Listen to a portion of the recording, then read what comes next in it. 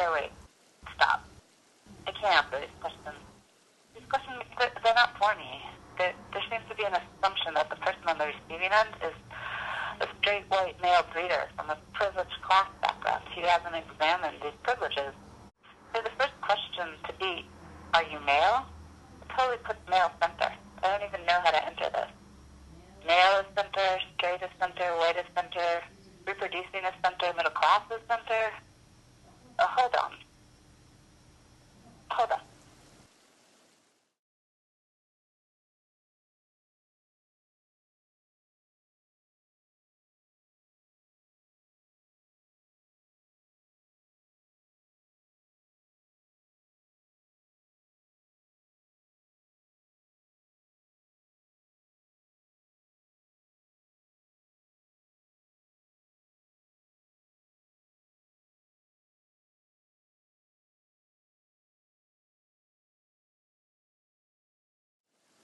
Okay, that's better.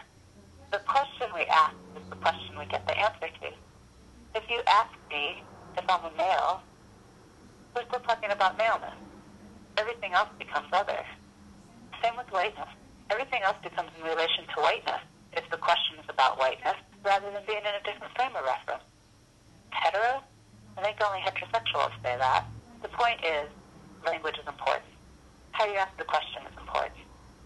The most radical gesture is being able to ask open-ended questions that allow for differences to emerge and to be respected. Assuming we're in a conversation with someone just like us, that's a bad assumption.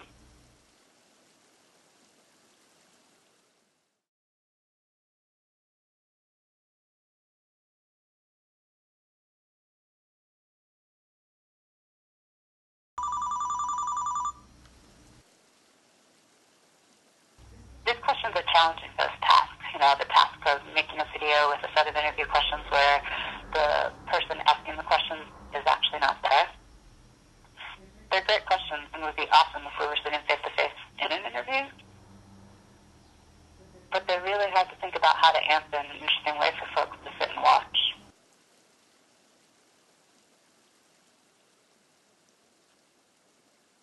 Maybe that poses the real question I'm struggling with.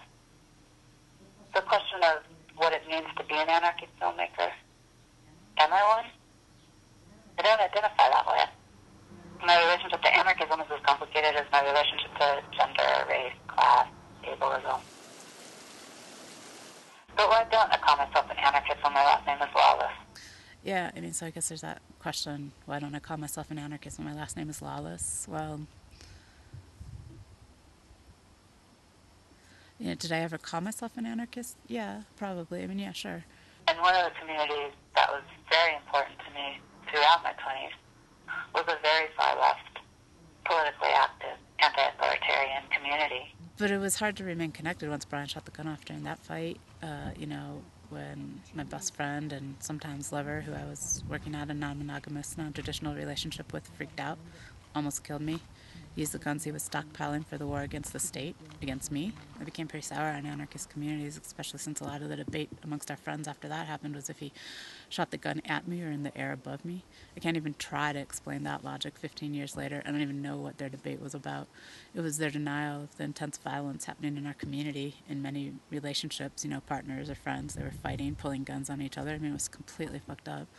I ended up homeless and staying in a domestic violence shelter. And of course, this was during the same time that, Mia was raped and murdered, and we started Home Alive, a self-defense collective. Addressing gendered violence became the main aspect of my organizing, certainly in an anti-authoritarian way, but anarchism itself wasn't so important at that point.